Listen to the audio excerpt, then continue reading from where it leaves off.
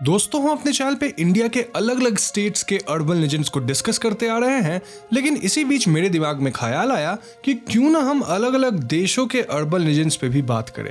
यही वजह है कि आज की वीडियो में हम अफ्रीका के कुछ जाने माने अर्बन लेजेंड्स पे चर्चा करेंगे, क्योंकि देखा जाए तो जितना अफ्रीका अपने हिस्टोरिकल एंड कल्चरल ट्रेजर के लिए फेमस है, उतना ही ये अपने फोकलोर्स एंड अर्बन लेजेंड्स के लिए भी फेमस है। अब इस वीडियो में हम 7 अर्बन लेजेंड्स की बात करने वाले हैं, लेकिन अगर आप वीडियो के एंड तक बने रहेंगे तो मैं आपको एक बोनस अर्बन लेजेंड के बारे में भी जरूर बताऊंगा। So now with that said, let's roll the intro.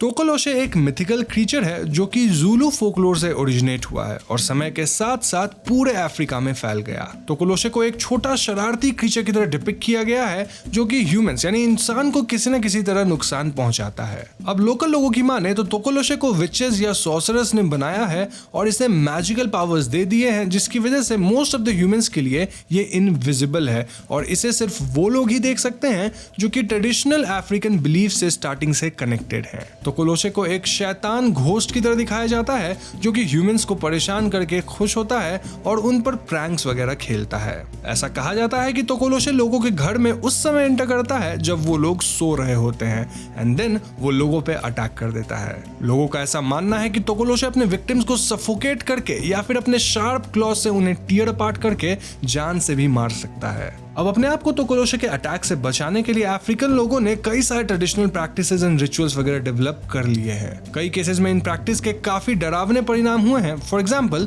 2005 में एक आदमी ने अपनी बीवी और अपने 2 बच्चे को जान से मार दिया और पुलिस के अरेस्ट करने पर कन्फेस किया कि उसने ऐसा इसलिए किया क्योंकि उसका मानना था कि उन्हें टोकोलोशे ने पजेस कर लिया था। जी हाँ, अभी रिसेंट ईयर्स में टोकोलोशे का लेजेंड अफ्रीका लोगों के बीच डिबेट का एक टॉपिक बन गया है, जहां एक ग्रुप ये मानता है कि टोकोलोशे के अर्बन लेजेंड्स को मानने से लोगों में सुपरस्टिशन एंड फियर के अलावा कोई और कंट्रीब्यूशन नहीं हुआ है। वहीं दूसरे लोग ये मानते हैं कि टोकोलोशे का अर्बन लेजेंड अफ्रीकन फोकलोर और हेरिटेज का एक इंटीग्रल पार्ट है और इसे प्रिजर्व करने की जरूरत है। माय पर्सनल बिलीव इज कि लोगों को ऑब्वियसली पता होना चाहिए कि ये सब एक सुपरस्टिशियस बिलीव है, ऑल्दो कहानी की तरह इसे आगे बढ़ाना चाहिए ताकि लोग इसे एंटरटेन हो सके, साथ ही अपने कल्चर रेफरेंस को भी समझ सके। वैसे आप क्या सोचते हैं, आप कमेंट्स में जरूर बताइएगा, और हाँ, आपकी ओपिनियन मेरे से अलग हो सकती है।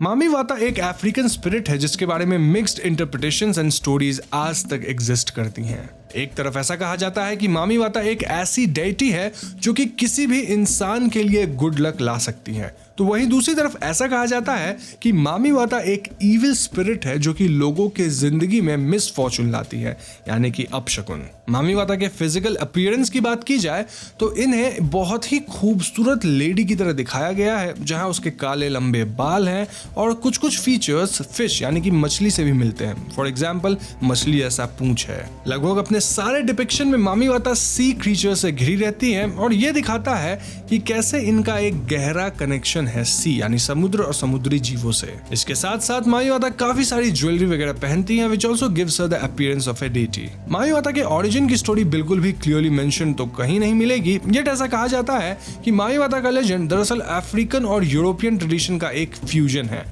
अब ऐसा मान लेना भी सही है, क्योंकि मामी वाता की कई इमेजेस को देखकर ऐसा साफ दिखाई देता है एज इफ वो यूरोपियन स्टाइल मरमेड से इंस्पायर्ड है। वहीं दूसरी तरफ मामी वाता का ओशन और सी क्रीचर्स के साथ एसोसिएशन एकदम अफ्रीकन कैरेक्टर्स एंड ट्रेडिशन से उठाया हुआ है। तो हाँ, यहाँ मैं आप पे छोड़ता हूँ कि आप इसे मरमेड से कंपेयर करते हैं या फिर आप इसे एक अलग ही एंटिटी मानते हैं। जो भी आप सोचते हो कमेंट्स में जरूर बताना।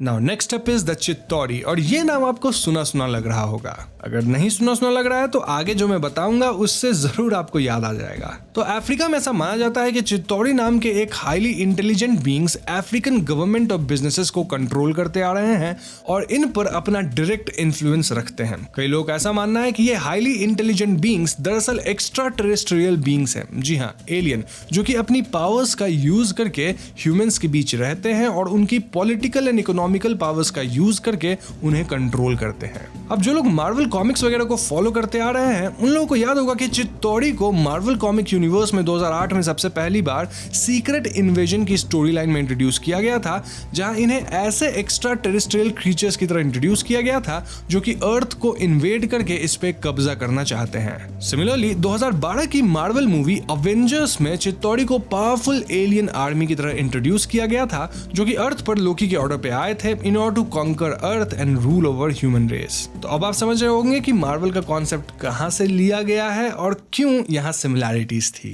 अब ह्यूमन रेस को सिर्फ एलियंस ही नहीं बल्कि ज़ॉम्बीज भी नुकसान पहुंचा सकते हैं, और ऐसे में मुझे एक कहानी याद आती है जहां आईआईटी बॉम्बे में ज़ॉम्बीज का अटैक होता है। तो क्या ऐसे में स्टूडेंट ज़ॉम्बीज को रोक पाएंगे या फिर पूरा मुंबई शहर इनके चपेट में आ जाएगा? जानने के लिए सुने आईआईटी ज़ॉम्बे ऑन कुकू एफएम। देखो, मैं कुकू एफएम का पिछले 1.5 साल से ऊपर से इस्तेमाल कर रहा हूं और फिलहाल मैं जो ऑडियो बुक सुन रहा हूं उसका नाम है भगत सिंह। कुकू एफएम इंडिया का लीडिंग ऑडियो शो प्लेटफॉर्म है जो कि अब पहले से बड़ा और बेहतर हो चुका है। जी हाँ, यहाँ अब 15 लाख से भी ऊपर हिंदी पेड सब्सक्राइबर्स हैं और हर महीने यहाँ 4200 प्लस आवर्स का कंटेंट ऐड हो रहा है। केवल 2023 में कुकू एफएम पे 45 लाख प्लस घंटे का कंटेंट प्ले हो चुका है, यानी कि देखा जाए तो हर रोज 1.5 लाख से भी ज्यादा घंटे का कंटेंट प्ले होता है। अब जब आप कुकू एफएम को डाउनलोड करके वहां मंथली सब्सक्रिप्शन ले रहे होंगे तो वहां आप मेरा कोड HAUNTT50 यानी हॉन्ट 50 का इस्तेमाल जरूर कीजिएगा ताकि आपको पहले मंथ के सब्सक्रिप्शन पे 50% ऑफ मिल जाए, यानी पहले महीने का सब्सक्रिप्शन सिर्फ 49 रुपीज में। तो देर मत करो, लिंक डिस्क्रिप्शन और पिन कमेंट दोनों में है, उस पर क्लिक करो, कुकू एफएम को डाउनलोड करो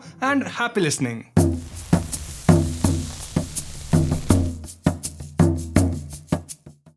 फ्लाइंग स्नेक या फिर फेदर्ड सर्पेंट एक ऐसा क्रीचर है जो कि अफ्रीकन माइथोलॉजी एंड फोकलोर में अपीयर होता है। इस अफ्रीकन लेजेंड की कहानी अफ्रीका के लोकल लोगों की कम्युनिटी से ओरिजिनेट हुई है। अब लेजेंड्स की माने तो फ्लाइंग स्नेक पहले इडमिली नाम की एक डेटी हुआ करते थे जो कि इस कम्युनिटी के लोगों की फसलों और उनके जमीनों को प्रोटेक्ट एंड फर्टाइल रखने का काम करते थे। लेकिन एक दिन इस कम्युनिटी के लोगों ने इडमिली के बताए हुए रूल्स एंड प्रैक्टिसेस को तोड़ दिया जो कि इडमिली की डिसरेस्पेक्ट के समान था। हेंस गुस्से में आए हुए इडमिली ने अपने आप को फ्लाइंग स्नेक के रूप में ट्रांसफॉर्म कर लिया, जिसके बाद वो जहां भी फ्लाई करते हुए गए उन्होंने हर उस जगह पे तबाही मचा दी और अपना कहर ढा दिया। इसके बाद लोगों ने, जो कि काफी परेशान थे, वो एक पावरफुल मेडिसिन मैन को बुलाए जिसने इस फ्लाइंग स्नेक को कैप्चर कर लिया और इसे इसके ओरिजिनल फॉर्म में ले आया। पर क्योंकि इडमिली अभी तक रिजेंटफुल और एंग्री थे इसलिए वो पूर्णतः अपने ओरिजिनल फॉर्म में लौटने से इनकार कर दिए। फ्लाइंग स्नेक के बारे में एक और स्टोरी माली के बम्बारा लोगों के पास से आती है जहां फ्लाइंग स्नेक ओरिजिनली एक स्पिरिट था जो कि क्लाउड्स में रहा करता था और रेन्स एंड विंड्स दोनों को कंट्रोल करने का काम किया करता था। समय के साथ साथ बम्बारा के लोग फ्लाइंग स्नेक्स को प्रेज करना, उसे ऑनर करना और उसके प्रति रिस्पेक्ट दिखाना भूलने लग गए, जिससे गुस्से में आकर फ्लाइंग स्नेक ने स्टॉर्म्स एंड फ्लड्स वगैरह स्टार्ट कर दिए, जिससे बम्बारा के लोगों की जमीन और फसल दोनों खराब होने लग गई। फ्लाइंग स्नेक से बचने के लिए बम्बारा के लोगों ने एक स्ट्रॉन्ग एंड ब्रेव वॉरियर से कॉन्टैक्ट किया जिसने फ्लाइंग स्नेक को कॉन करके यानी कि बेवकूफ बनाकर कैप्चर कर लिया और उसे जमीन पे ले आया, जहां आते ही फ्लाइंग स्नेक की सारी पावर्स चली गई। यहाँ अगर फ्लाइंग स्नेक ने लोगों के साथ बातचीत करी और उन लोगों से प्रॉमिस किया कि वो उनके लिए वेदर ठीक कर देगा, और उन लोगों ने भी प्रॉमिस किया कि वो लोग उसकी रिस्पेक्ट करेंगे और उसे सही तरह से ऑनर किया करेंगे। इसके बाद फ्लाइंग स्नेक वापस से आसमान में चला गया और सब कुछ पहले की तरह ही ठीक हो गया। अब इस कहानी को सुनकर मेरे मन में आता है कि जरूर कभी ना कभी ऐसा पीरियड रहा होगा जहां पे काफी सारा फ्लड आया होगा, बाढ़, weather change and all that, and then लोगों ने प्रे वगैरह किया होगा जिसके बाद सब कुछ ठीक हो गया होगा। देन इस तरह की कहानियां बनाई गई होंगी जिससे लोग एसोसिएट करते हैं, ऑल्दो वहां के लोग इसमें काफी मानते हैं। तो यहाँ आप मुझे भी कमेंट से बता सकते हो कि ऐसी कहानियों की ओरिजिन कहां से होती होगी, आपकी क्या थॉट प्रोसेस है।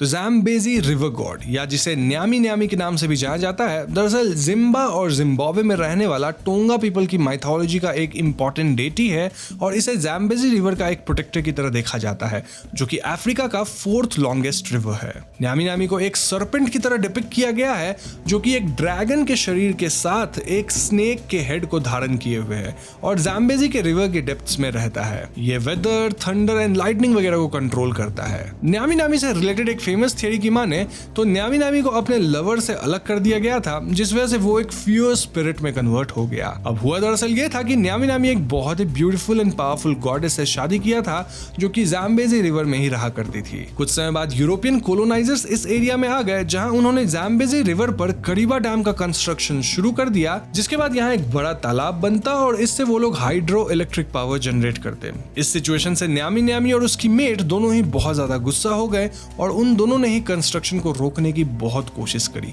लेकिन उनकी किसी कोशिश का कोई फायदा नहीं हुआ।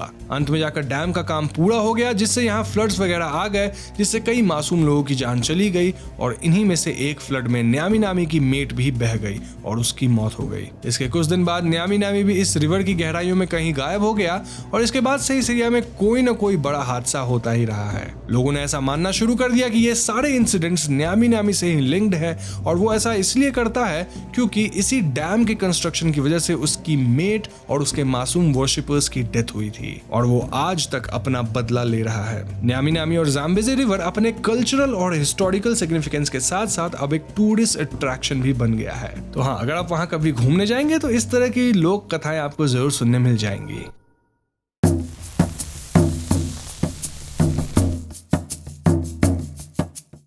लेपर्ड मैन या जिसे द लेपर्ड कल्ट के नाम से भी जाना जाता है, एक बहुत ही मिस्टीरियस सोसाइटी है जो कि अफ्रीका के अर्बन लेजेंड्स एंड मिथ्स का एक इंपॉर्टेंट पार्ट रहा है। Now to be very precise, west Africa का एक क्लैंडस्टाइन ग्रुप है। अब जिन्हें यहाँ नहीं पता कि क्लैंडस्टाइन ग्रुप क्या होता है, उन्हें मैं बता दूं कि एक ऐसा ग्रुप होता है जो कि अपनी एक्टिविटीज एंड अपने एग्जिस्टेंस को सीक्रेट रखता है ताकि वो लॉ इन्फोर्समेंट से बच कर रहे और उन्हें कोई लीगल एक्शन ना फेस करना पड़े। तो लेपर्ड मैन या लेपर्ड ग्रुप के बारे में कई सालों तक क्यूरियोसिटी बनी रही और कई दशकों तक इसकी एक्टिविटीज पर नजर रखने के बाद यूरोपियन कॉलोनियल अथॉरिटीज ने इसे पूरी तरह से खत्म करने की कोशिश करी, लेकिन ये सोसाइटी इतना ज्यादा छिपकर एग्जिस्ट करती आ रही है कि इसे पूरी तरह खत्म तो क्या, पूरी तरह खोजना भी नामुमकिन है। इन कंक्लूजन, लेपर्ड ग्रुप एक ऐसी अफ्रीकन सोसाइटी है जिसके साथ डर, आतंक और ब्लैक मैजिक ऑकल्ट प्रैक्टिसेस जैसे टर्म्स हमेशा जुड़े रहेंगे। अब यहाँ मैं आपको बता दूं कि कुछ लोग ऐसा ही मानते हैं कि ऐसी कोई सोसाइटी एग्जिस्ट नहीं करती, वहीं ज्यादातर लोग मानते हैं कि हाँ, ऐसी सोसाइटी एग्जिस्ट करती है।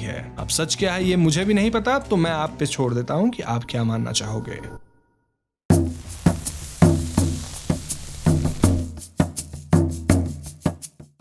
नाउ फाइनली हमारा आखिरी अर्बन लेजेंड है द क्राइंग बॉय। तो ऐसा कहा जाता है कि अफ्रीकन ओरिजिन के एक आर्टिस्ट द्वारा बनाई गई पेंटिंग द क्राइंग बॉय तब इनफेमस होने लग गई जब अचानक ही अफ्रीकन कंट्रीज में एक के बाद एक हाउस फायर्स के केसेस सामने आने लगे और हर एक केस में जो एक चीज कॉमन थी वो था इस पेंटिंग का वहां प्रेजेंट होना, जिसके बाद इस पेंटिंग को कर्स्ड कंसिडर किया जाने लगा। So according to the legends, the crying boy painting में एक आंसू से भरे आंखों वाले लड़के को दिखाया गया है, जिसे देखकर ऐसा प्रतीत होता है एज इफ वो अभी ही रोने वाला है। इस पेंटिंग में एक बड़ी अजीब बात यह है कि इसके व्यूअर्स का ऐसा मानना है कि इस पेंटिंग वाले लड़के की आंखें उन्हें फॉलो करती हुई फील होती हैं। लेजेंड्स की माने तो इसे एक कर्स्ड पेंटिंग की तरह इसलिए देखा जाता है क्योंकि जहां भी इस पेंटिंग को रखा जाता है वहां कोई ना कोई फायर रिलेटेड मिसहैपनिंग हो ही जाती है। कुछ लोगों का कहना है कि उस पेंटिंग में दिखने वाला लड़का एक असली लड़का हुआ करता था जो कि एक हाउस फायर एक्सीडेंट में मारा गया था। इसके बाद से ही ये पेंटिंग कर्स्ड हो गई और जो भी इस पेंटिंग को अपने पास रखता है उस पर किसी न किसी तरह की मिसफॉर्चून आएगी एंड यूजुअली वो फायर से रिलेटेड होगी। इस पेंटिंग से रिलेटेड कुछ और रिपोर्ट्स में यह कहा गया कि इसे अपने घर में रखने वाले लोगों को कई बार इस पेंटिंग से कुछ फेंट क्राइज जैसी आवाजें आती हैं